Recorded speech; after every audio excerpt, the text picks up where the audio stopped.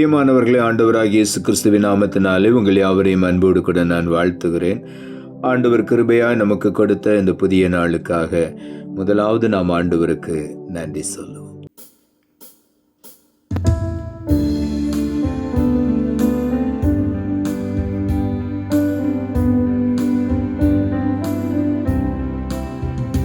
விசுவாசத்தால் பிழைத்தோங்க வீரபாதை காட்டினீரே.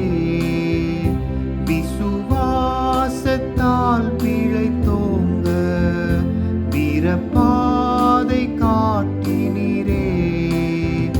மலர்ந்து கனி தரும் வாழ்வை விரும்பி வரம் வேண்டுகிறேன். மலர்ந்து கனி தரும் வாழ்வை விரும்பி வரம் வேண்டுகிறேன். திருப்பாதம் நம்பி வந்தேன், கிருபை நிறை இயேசுவே.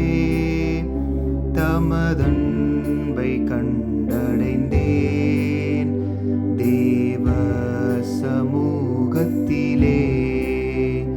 தமதன்பை கண்டடைந்தேன் தேவ சமூகத்திலே.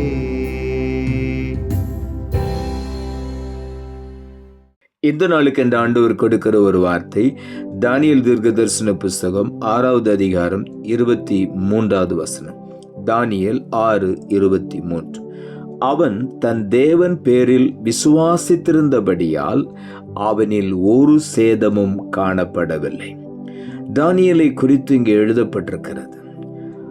தானியேல் தீர்க்கதரிசன புஸ்தகம் 6ஆம் அதிகாரம் 10ஆம் வசனத்தை நீங்கள் வாசித்து பார்ப்பீர்கள் என்றால், தானியேல் தன்னுடைய தேவனை பற்றிய விஷயத்திலே குற்றம் கண்டுபிடிக்கப்பட்டு அவன் சிங்கங்களின் கெபிக்குள்ளே போடப்பட்டான். ஆனால் தேவன் தம்முடைய தூதனை அனுப்பி சிங்கங்களின் வாயை கட்டி போட்டார். சிங்கங்கள் அவனை சேதப்படுத்தவில்லை. காரணம், அவன் தன் தேவன் பேரில் விசுவாசித்திருந்தபடியால் அவனில் ஒரு சேதமும் காணப்படவில்லை என்று ராஜாவே அவனை குறித்து சாட்சி சொல்லுகிறார். அவனிடத்தில் ஒரு சேதமும் காணப்படவில்லை. ஆண்டவரை விசுவாசிக்கிற பிள்ளைகளுடைய வாழ்க்கையில சேதம் அணுகுவது இல்லை. ரோமர் புஸ்தகம் 10ஆம் அதிகாரம் 11ஆம் வசனம் இப்படியாய் சொல்லுகிறது, அவரை விசுவாசிக்கிறவன் எவனோ அவன் வெட்கப்படுவதில்லை என்று வேதம் சொல்லுகிறது. ஆண்டவரை விசுவாசிக்கிற ஒவ்வொரு மனிதனும் ஒரு நாளும் வெட்கப்பட்டு போவது இல்லை. காரணம், தேவன் மேல் வைத்திருக்கிற விசுவாசம் அவனை ஒருபோதும் வெட்கப்படுத்தாது. யோவான் எழுதின சுவிசேஷம் 11ஆம் அதிகாரம் 26வது வசனம் சொல்லுகிறது, உயிரோடு என்னை விசுவாசிக்கிறவன் எவனும் என்றென்றைக்கும் மறியாமலும் இருப்பான். இதை விசுவாசிக்கிறாயா என்று ஆண்டவர் மார்த்தாளிடத்திலே கேட்டார். ஆண்டவர் லாசருவை உயிரோடு எழுப்புவதற்காக கடந்து போன பொழுது இந்த வார்த்தையை ஆண்டவர் சொல்லுகிறார், நீ விசுவாசித்தால் தேவனுடைய மகிமையை காண்பாய். என்னை விசுவாசிக்கிறவன் மரித்தாலும் பிழைப்பான். உயிரோடு என்னை விசுவாசிக்கிறவன் என்றென்றைக்கு மறியாமலும் இருப்பான் என்று ஆண்டவர் சொன்னார். இதை விசுவாசிக்கிறாயா என்று கேட்டார். இன்றைக்கும் நம் ஒவ்வொருவரையும் பார்த்து ஆண்டவருடைய வார்த்தை சொல்லுகிறது, உயிரோடு என்னை விசுவாசிக்கிறவன் எவனும் என்றென்றைக்கு மறியாமல் இருப்பான். ஆகவே இந்த நாளில உள்ளத்தின் ஆழத்திலிருந்து ஆண்டவருக்கு நாம் நன்றி சொல்லுவோம். கர்த்தரை விசுவாசிக்கிற ஒரு தேவனுடைய பிள்ளையுடைய வாழ்க்கையில மரணம் என்பது இல்லை.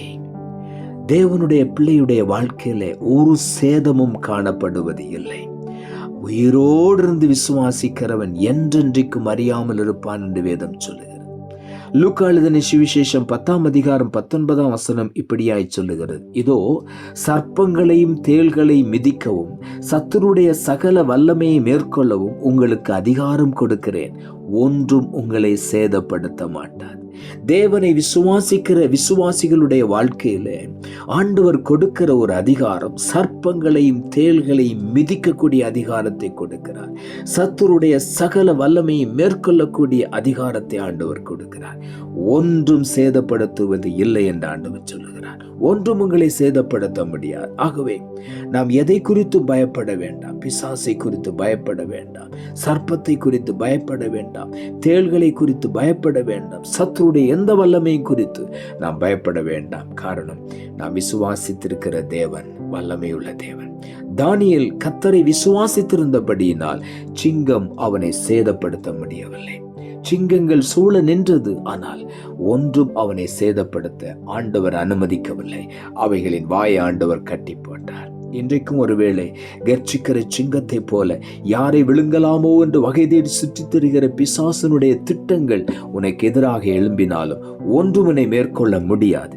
கர்த்தரை விசுவாசிக்கிற பிள்ளைகளுக்கு அவர் கேடகமாய் நின்று பாதுகாக்கிற தேவனாயிருக்கிறார். ஏசாயா தீர்க்க தரிசன புஸ்தகம் 27 அதிகாரம் 3வது வசனம் இப்படியாய் சொல்லுகிறது: கர்த்தராகிய நான் அதை காப்பாற்றி அடிக்கடி அதற்கு தண்ணீர் பாய்ச்சி ஒருவரும் அதை சேதப்படுத்தாதபடிக்கு அதை இரவும் பகலும் காத்து கொள்வேன். ஆண்டவர் ஒரு திராட்சை தோட்டத்தை குறித்து இங்கு எழுதுகிறார். நீங்களும் நானும் தேவனுடைய தோட்டத்திலே ஒரு நற்குல திராட்சை செடியாக நடப்பட்டிருக்கிறோம்.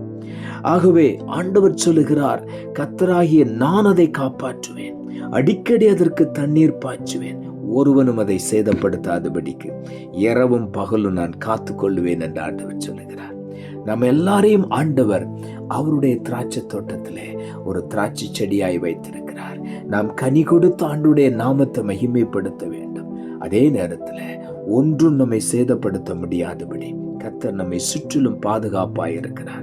ஒருவனும் அதை சேதப்படுத்தாதபடிக்கு இரவும் பகலும் காத்து கொள்ளுவேன் என்று ஆண்டவர் சொல்லுகிறார்.